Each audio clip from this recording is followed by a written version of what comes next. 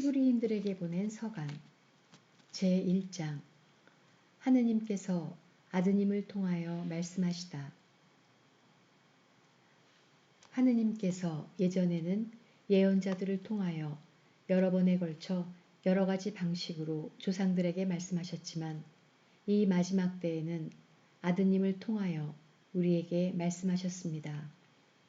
하느님께서는 아드님을 만물의 상속자로 삼으셨을 뿐만 아니라 그분을 통하여 온 세상을 만들기까지 하셨습니다. 아드님은 하느님 영광의 광채이시며 하느님 본질의 무상으로서 만물을 당신의 강력한 말씀으로 지탱하십니다. 그분께서 죄를 깨끗이 없애신 다음 하늘 높은 곳에 계신 존엄하신 분의 오른쪽에 앉으셨습니다. 그분께서는 천사들보다 뛰어난 이름을 상속받으시어 그만큼 그들보다 위대하게 되셨습니다. 천사들보다 위대하신 아드님. 하느님께서 천사들 가운데 그 누구에게 너는 내 아들, 내가 오늘 너를 낳았노라 하고 말씀하신 적이 있습니까?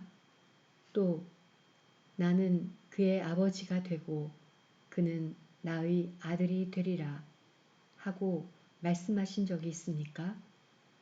또 맏아드님을 저 세상에 데리고 들어가실 때에는 하느님의 천사들은 모두 그에게 경배하여라 하고 말씀하십니다. 그리고 천사들과 관련해서는 그는 자기의 천사들을 바람처럼 만들고 자기의 시종들을 타오르는 불처럼 만든다 하는 말씀이 있고 아드님과 관련해서는 이런 말씀이 있습니다. 오 하느님, 당신의 왕자는 영원 무궁하며 당신의 왕홀은 공정의 홀입니다. 당신께서 정의를 사랑하시고 불의를 미워하시기에 당신의 하느님께서 기쁨의 기름을 당신 동료들이 아니라 당신께 부어주셨습니다. 또 이런 말씀이 있습니다. 주님, 당신께서는 태초에 땅을 세우셨습니다. 하늘도 당신 손의 작품입니다. 그것들은 사라져가도 당신께서는 그대로 계십니다. 그것들은 다 옷처럼 낡을 것입니다. 당신께서는 그것들을 옷가지처럼 말아치우시고 그것들은 옷처럼 변할 것입니다. 그러나 당신께서는 언제나 같으시고 당신의 횟수는 끝이 없을 것입니다. 하느님께서 천사들 가운데 그 누구에게 내 오른쪽에 앉아라. 내가 너의 원수들을 내 발판으로 삼을 때까지 하고 말씀하신 적이 있습니까? 천사들은 모두 하느님을 시중드는 영으로서 구원을 상속받게 될 이들에게 봉사하도록 파견되는 이들이 아닙니까? 제2장 고귀한 구원. 그러므로 우리는 우리가 들은 것을 더욱더 명심하여 빗나가지 않도록 해야 하겠습니다. 천사들을 통하여 선포된 말씀이 유효하고 그것을 어기거나 따르지 않는 자들은 모두 정당한 벌을 받았는데 하물며 우리가 이렇듯 고귀한 구원을 소홀히 하면 어떻게 벌을 피할 수 있겠습니까? 이 구원은 처음에 주님께서 선포하신 것으로 그것을 들은 이들이 우리에게 확증해 주었습니다. 하느님께서도 당신의 뜻에 따라 표징과 이적과 갖가지 기적을 통하여 성령의 선물을 나누어 주시어 천사들은 모두 하느님의 시종을 드는 영으로서 구원을 상속받게 될 이들에게 봉사하도록 파견되는 이들이 아닙니까? 제2장 고귀한 구원. 그러므로 우리는 우리가 들은 것을 더욱더 명심하여 빗나가지 않도록 해야겠습니다. 천사들을 통하여 선포된 말씀이 유효하고 그것을 어기거나 따르지 않는 자들은 모두 정당한 벌을 받았는데 하물며 우리가 이렇듯 고귀한 구원을 소홀히 하면 어떻게 벌을 피할 수 있겠습니까? 이 구원은 처음에 주님께서 선포하신 것으로 그것을 들은 이들이 우리에게 확증해 주었습니다. 하느님께서도 당신의 뜻에 따라 표징과 이적과 갖가지 기적을 통하여 또 성령의 선물을 나누어 주시어 당신의 증언을 보태어 주었습니다. 구원의 영도자 하느님께서는 우리가 지금 말하고 있는 곧 앞으로 올 세상을 천사들의 지배 아래 두신 것이 아닙니다. 어떤 이가 어디에선가 이렇게 증언하였습니다. 인간이 무엇이기에 그를 기억해 주십니까? 사람이 무엇이기에 그를 돌보아 주십니까?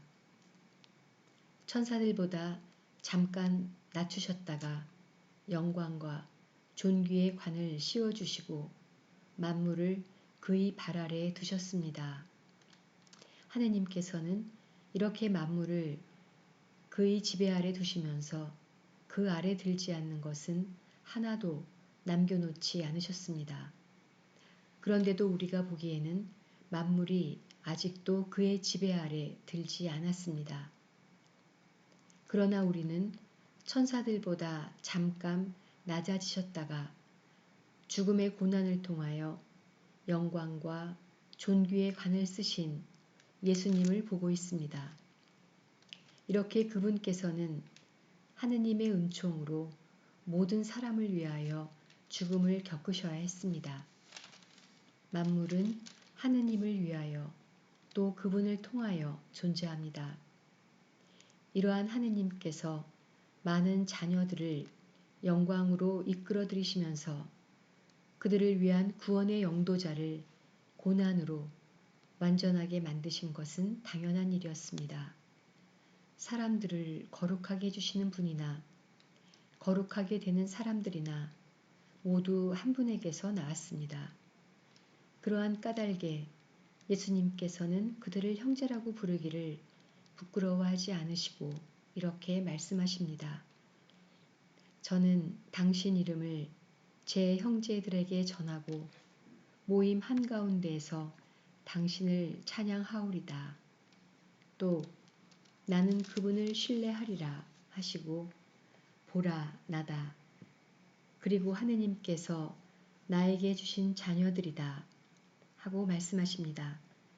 이 자녀들이 피와 살을 나누었듯이 예수님께서도 그들과 함께 피와 살을 나누어 가지셨습니다.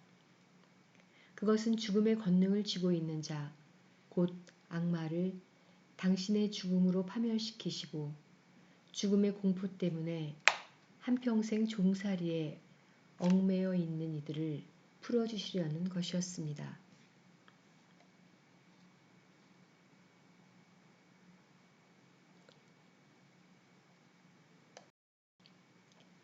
그분께서는 분명 천사들을 보살펴 주시는 것이 아니라 아브라함의 후손들을 보살펴 주십니다.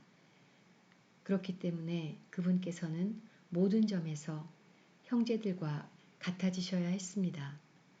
자비로울 뿐만 아니라 하느님을 섬기는 일에 충실한 대사제가 되시어 백성의 죄를 속죄하시려는 것이었습니다.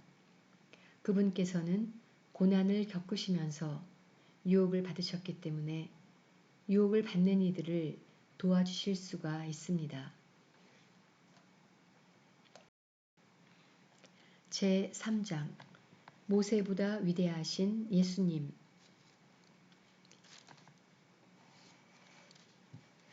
그러므로 하늘의 부르심을 함께 받은 거룩한 형제 여러분, 우리 신앙 고백의 사도이며 대사제이신 예수님을 생각해 보십시오.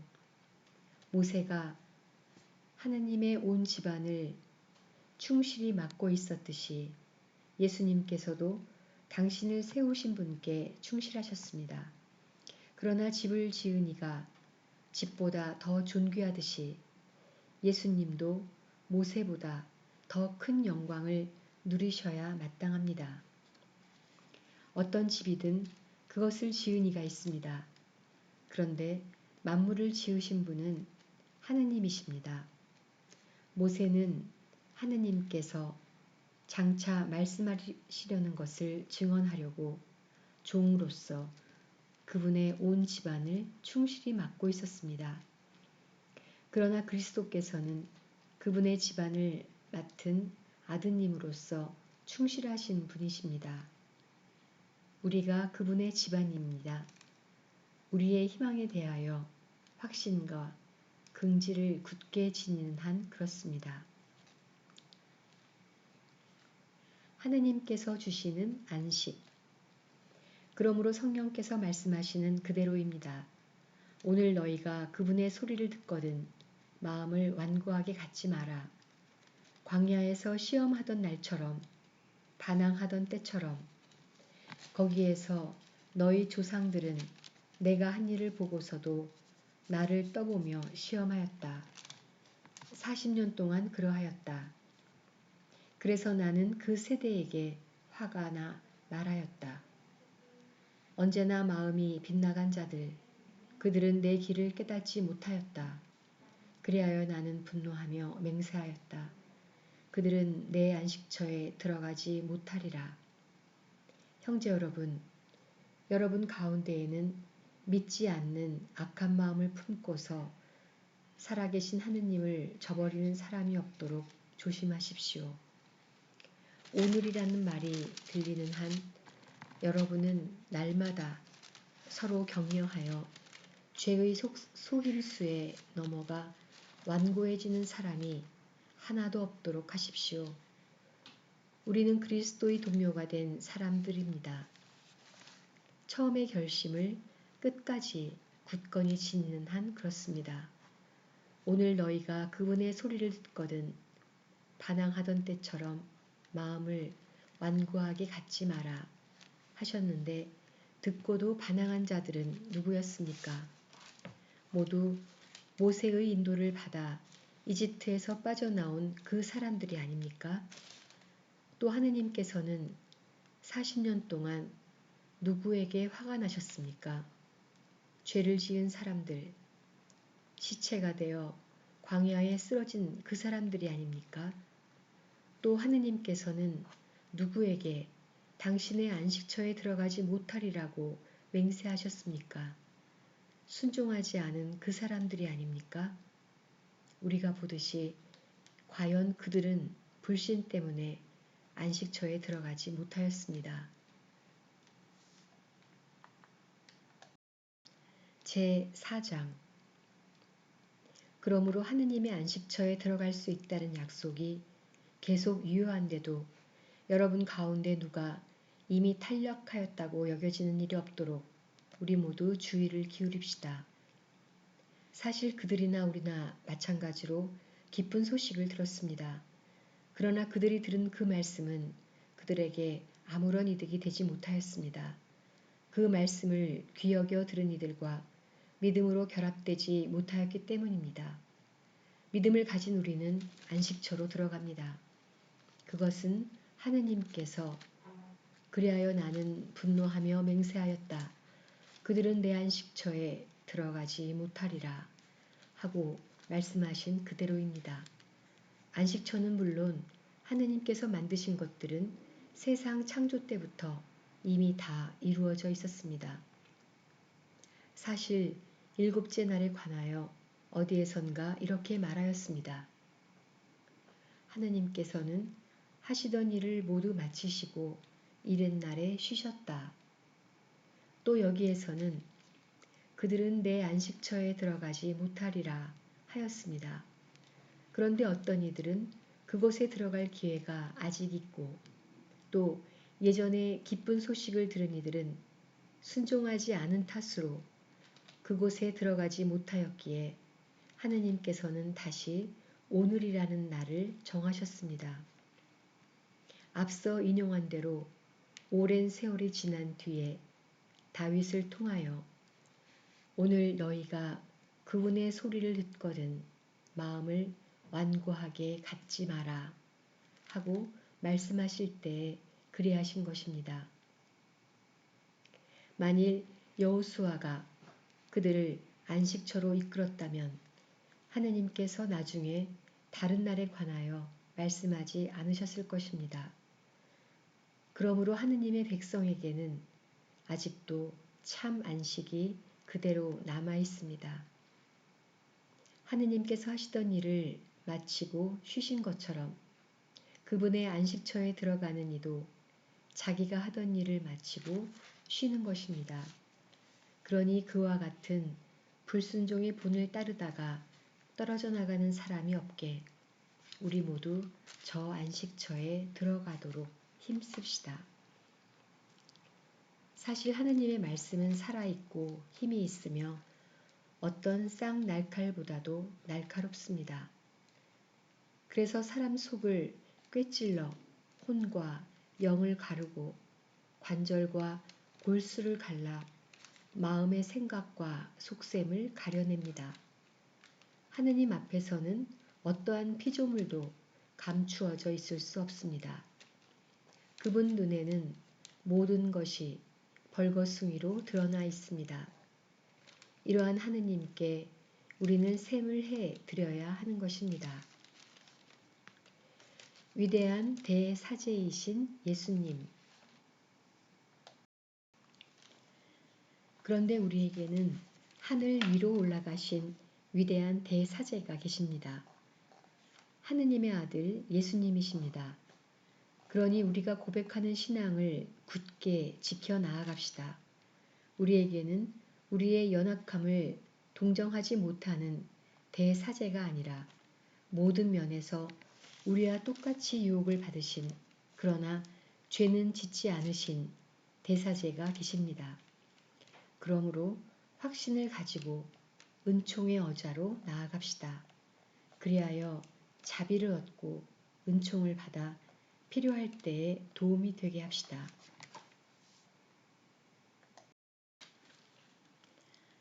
아멘. 이상 히브리인들에게 보낸 서간 1장에서 4장까지였습니다. 감사합니다.